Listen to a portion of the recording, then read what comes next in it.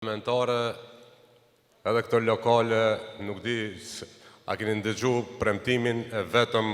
nga Aki, nga Zoti Ahmeti, nga ata. Në më thonë, e fillun me keksa zgjedhje parlamentare, mbarojnë me keksa edhe këto zgjedhje lokale, për shkak sepse ju mungon vizioni, ju mungon programi, ju mungojnë rezultatat. Dhe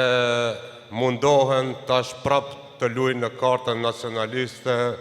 kartën kombëtare, se vota për ta është mbrojtje për shqiptarët, dhe pyetja është si di mbrojnë shqiptarët, si në rastin e qeverisë Gruevski Ahmeti 10 vite,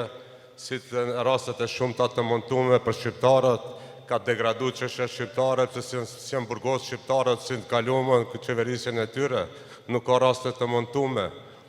Pra është një mospasje e vizionit, programit, dhe ato po mirën në vazhdimsi pra me politikat e Vlenit, por Vleni i vlerëson shqiptarët. Shqiptarët kanë evolu dhe në zgjedhje parlamentare do flasim për çështje parlamentare, në zgjedhje lokale duam të flasim për probleme lokale, për zgjidhje lokale, për program lokal,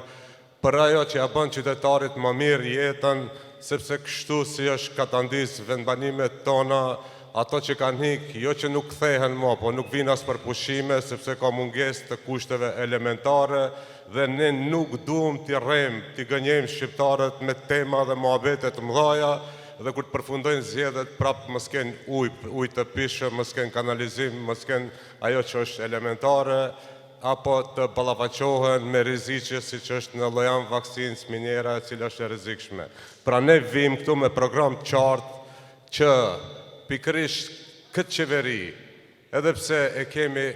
partner Mickovskin, ndallim pe atyne kur e kanë pas Gruevskin, edhe atëherë kanë harxhu 1 miliard euro. Po 1 miliard euro kanë shku për Luana, kanë shku për përmendoret, për të ndryshu historinë e këtij shteti, për t'i dhonë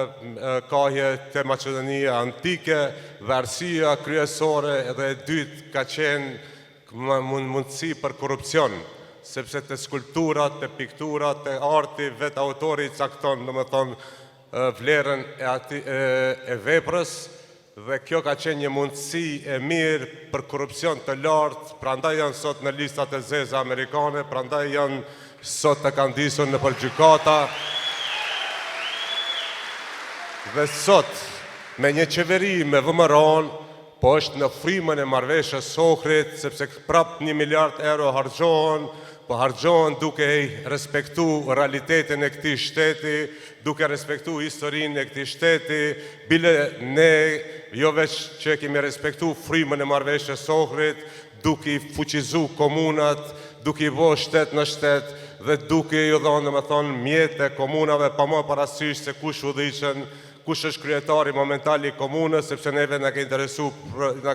qytetari, na ka interesu Likova, na ka interesu Kumanova, dhe kjo ka qenë arsyeja që ne në këto 1 miliard kemi vendos padinterin në buxhet dhe kemi marrë 30% të mjeteve për komunat tona, për vendbanimet tona.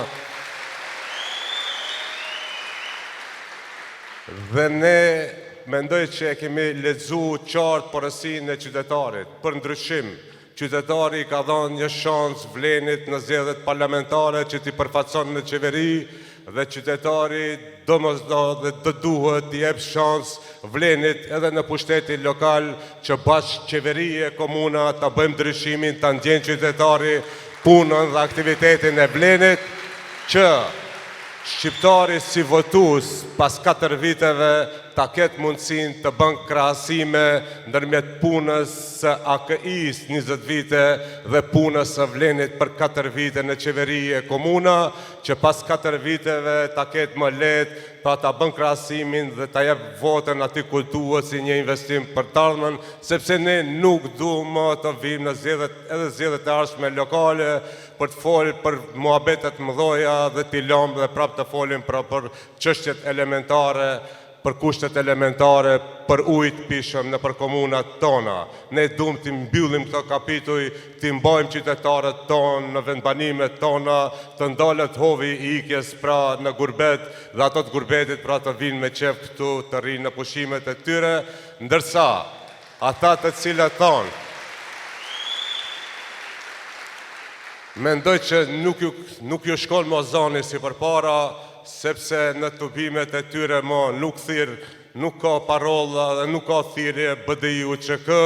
po tani UÇK-ja e vërtet, zemra e Kumanovës, zemra UÇK-s është te Nezhmedin Sadiku, te Lirim Jashari, te Beqir Sadiku, te Ismet Jashari. Këtu është frima e UÇK-s, këtu është frima e kombëtarës, këtu është frima e shqiptarisë, po jo vetëm me fjalë. Ne jemi përkushtu, kemi përvjel krahët, që çdo ditë nga pak të punojmë për të mirën e vendbanimeve tona dhe pra të ka pëndodhin do zgjidhje të problemeve që si zgjidh me dekada me radhë, si që është deponia në Nikushtak, si që është kanali në Hasanbek, si që është kanali në Harashin, si që është Straçinca, si që është Lubeteni, si që janë domethënë disa fshatra të harum, dhe kjo është arsyeja që edhe mjetët që va kemi ndapi qeverie, ju kanë thonë instruksione kryetarëve të komunave të vetë të shtim pas zgjedhjeve se populli dhe kupton qartë dallimin ndërmjet qeverisës së atyre dhe qeverisë sonë, se po të kishin realizu të nderimet kryetarët e BDI-s janë nëpër komuna edhe në Likov, ku është Vula e Vlenit, bagera çdo kish në çdo fshat, në çdo vendbanim, në çdo komunë. Pra kjo është përcaktimi i Vlenit që të jemi në shërbim të popullatës, në shërbim të Likovës, në shërbim të Kumanovës. Prandaj e ftoj që edhe komuna e Likovës ta mbështet fuqishëm Nezhmedin Sadikun, Lirim Jasharin, Djemçen dhe vajzat që janë pas tij, sepse Likova nuk është vetë, pas Likovës është qeveria e Republikës Maqedonisë, që të dinë, jo me fjalë, po kur kjo faktorizimi politik apo betejat pasojat që i kanë pas prej luftës si kalat të pamposhtura Slupçani, Likova, Haraqina, ajo dhe na obligon neve që t'i faktorizojmë në qeveri, t'i faktorizojmë në projekte, t'i faktorizojmë në buxhet dhe jo vetëm kur të vinë zgjedhjet pra të thirremi në këto kalat të pamposhtura. Faleminderit, mirupafshim.